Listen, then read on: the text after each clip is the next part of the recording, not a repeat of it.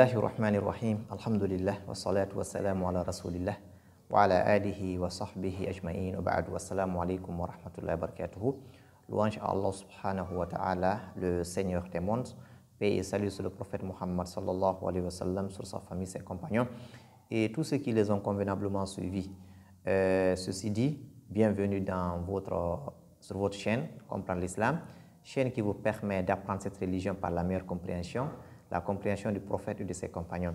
Bienvenue dans ce cours de At-Tawhid, cours qui nous parle de Allah subhanahu wa ta'ala, de son unicité, le fait de l'adorer seul, c'est l'objet, c'est la raison de notre création. Nous sommes avec le document Nawaqid de l'Islam, les actes qui annulent l'islam du serviteur, édité par notre éminent cheikh Muhammad ibn Abdul Wahhab, rahimahullah ta'ala, qu'Allah lui fasse miséricorde.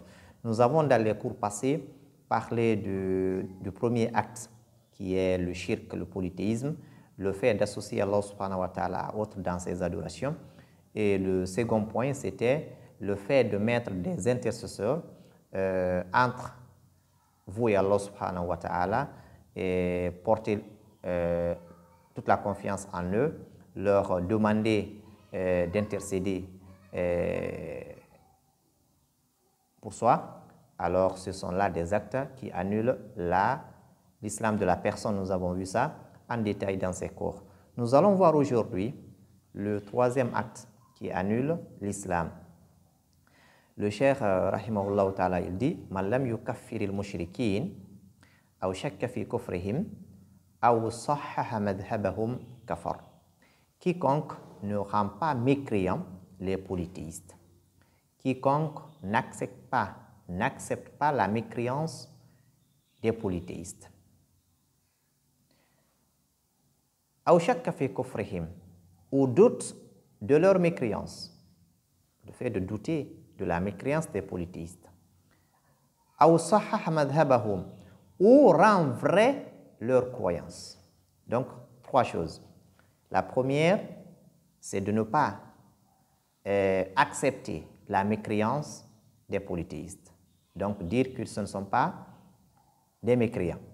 C'est-à-dire dire, bon, moi je ne dis pas que ces gens-là sont des mécréants. Non, je ne le dis pas. Dire ceci. Deuxièmement, douter de leur mécréance. Ah, est-ce que ces gens, est-ce qu'ils sont mécréants ou pas? Ah, non, je ne pense pas. Ça, c'est douter de leur mécréance. Ou rendre vrai leur croyance. Dire, mais attends, ces gens, ce sont des vrais croyants. Ils ne sont pas des mécréants. Alors que c'est des polythéistes. C'est des gens qui adorent autre qu'Allah subhanahu wa ta'ala. Ou qui adorent Allah avec d'autres divinités. Avec des idoles, avec des anges, avec des envoyés, des prophètes, des pierres, etc. Alors, celui qui le fait devient mécréant. Il faut accepter que toute adoration est faite pour Allah subhanahu wa ta'ala seul, l'unique. Il est le seul créateur, alors il a droit seul à l'adoration. Alors, des gens qui adorent des prophètes ou qui disent que des prophètes sont des dieux, il faut accepter leur mécréance. Ce sont des mécréants. C'est Allah subhanahu wa ta'ala qui les a rendus mécréants parce qu'ils ont adoré autre qu'Allah subhanahu wa ta'ala. Allah subhanahu wa ta'ala, dans ce verset de la sourate Al-Baqarah, il dit: فَمَنْ يَكْفُرْ بِالطَّاغُوتِ وَيُؤْمِنْ بِاللَّهِ فَقَدِ اسْتَمْسَكَ بِالْعُرْوَةِ الْوُثْقَى لَا انفِصَامَ لَهَا. Il dit donc, quiconque mécroit au rebelle. Ici, le rebelle, c'est toute chose qui te fait dépasser les limites de Allah subhanahu wa ta'ala. Allah a des limites, Allah a des interdits. Donc, toute chose, que ce soit un homme, que ce soit un ange, que ce soit le soleil, la lune, quelle que soit la chose, que ce soit Iblis, quelle que soit la chose qui te fait dépasser les limites, les bornes d'Allah subhanahu wa ta'ala, est appelé Taghut. Nous avons vu ça dans les cours passés. Alors, dans ce verset, Allah subhanahu wa ta'ala va nous parler, va nous signifier ici La ilaha illallah. Il dit: Faman yakfur bi Taghut, quiconque mécroit au Taghut. Ça, c'est un nafi. Il faut donc rejeter. Il faut rejeter toute divinité qui n'est pas Allah subhanahu wa ta'ala. Il faut rejeter tout ce qui est adoré sur cette terre, sauf Allah subhanahu wa ta'ala. Donc, seul Allah a droit à l'adoration. Allah dit quiconque mécroit aux rebelles, tandis qu'il croit en Allah. Deuxième pilier de la ilaha illallah, donc l'affirmation. Il nie d'abord, il rejette d'abord, ensuite il affirme pour Allah subhanahu wa ta'ala. Il dit, tandis qu'il croit en Allah, saisit lance la plus solide qui ne peut se briser. Donc, ce verset vient ici nous donner le sens, le vrai sens de la ilaha illallah. La ilaha illallah consiste à nier d'abord la ilaha, c'est la négation, comme on l'a vu, consiste à nier d'abord l'adoration pour tout autre. Ensuite, l'affirmer pour Allah subhanahu wa ta'ala seul. Alors, celui qui doute de la mécréance de ces gens, alors que toi, tu adores Allah subhanahu wa ta'ala, tu immoles pour Allah seul, tu implores Allah seul, tu pries pour Allah seul, tu invoques Allah seul, mais tu doutes de la mécréance de celui qui ne le fait pas, de celui qui adore autre qu'Allah subhanahu wa ta'ala, alors là, tu n'as pas rejeté, tu n'as pas nié, tu n'as pas mis ce verset en pratique. Parce que Allah a commencé d'abord par al-kufr bit-taghut. Il faut d'abord rendre mécréant. Il faut d'abord accepter la mécréance. Il faut d'abord rejeter tout ce qui n'est pas Allah subhanahu wa ta'ala dans les adorations. Ensuite, affirmer l'adoration pour Allah subhanahu wa ta'ala seul. Alors, celui qui doute de ça, ou d'ailleurs, il rend vrai la croyance de ces polythéistes, là ça devient plus compliqué, alors il devient tout simplement mécréant. Donc, le fait de ne pas rendre mécréants les polythéistes, le fait de douter de leur mécréance, le fait de rendre vraie leur croyance, rend la personne mécréante. Alors, dans ces paroles du Cheikh, nous allons tirer 3 points, donc les 3 points cités. Le premier point, c'est Adamu takfir al-mushrikin. Donc, le fait de ne pas rendre mécréants les polythéistes. Ça, c'est le premier point. Le second point, c'est de douter de leur mécréance. Est-ce que ces gens sont mécréants ou pas?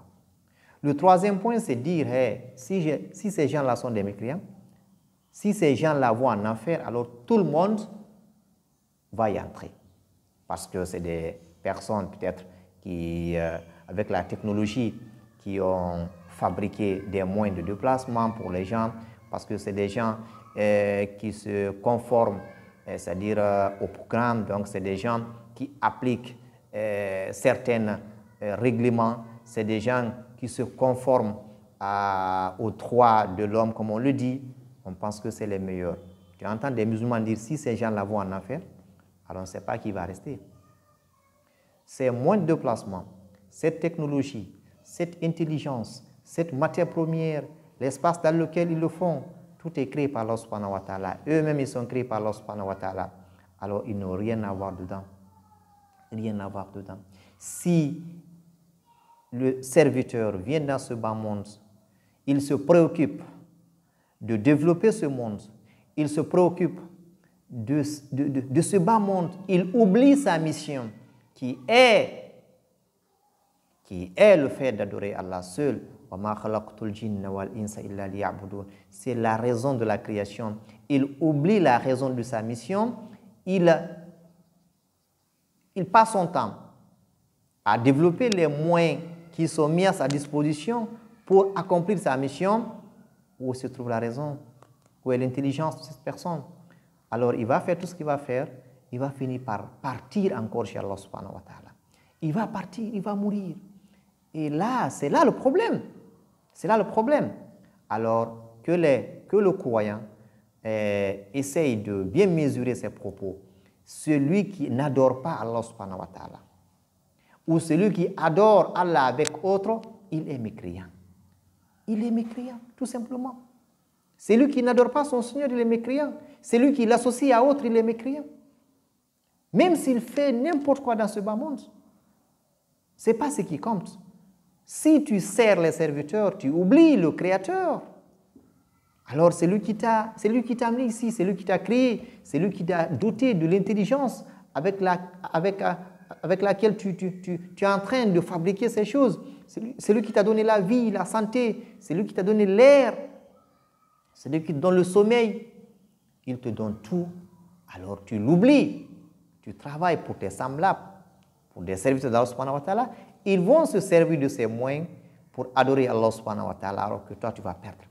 Alors que les musulmans et musulmanes essayent de mesurer leurs propos, essayent de réfléchir. Donc, celui qui n'adore pas Allah subhanahu wa ta'ala, le cheikh dit, Ballam yukaffiril mushrikin, celui qui ne rend pas mécréant les polythéistes. Le polythéiste, c'est celui qui adore autre qu'Allah subhanahu wa ta'ala, que ce soit un prophète, un messager, un ange, un saint, non. Celui qui adore autre qu'Allah subhanahu wa ta'ala, il est polythéiste. Alors celui qui ne rend pas mécréant, celui qui adore autre qu'Allah subhanahu wa ta'ala, ou doute de sa mécréance, ou d'ailleurs rend vraie sa croyance, il devient mécréant. Il n'y a aucun doute. Seul Allah subhanahu wa ta'ala a droit à l'adoration, et c'est le seul qui a créé, c'est le seul qui donne la vie, c'est le seul qui donne la mort, c'est le seul qui donne l'air à travers lequel nous respirons, c'est le seul qui donne la santé, donc il est le seul. Il est le seul à aider, il est le seul à créer. Donc celui qui a créé seul a droit seul à l'adoration. Allah subhanahu wa ta'ala nous le fasse comprendre, qu'il nous bénisse, qu'il nous protège, qu'il fasse que nous soyons tous des gens du paradis. Barakallahu fikum wa salamu alaykum wa rahmatullahi wa barakatuh.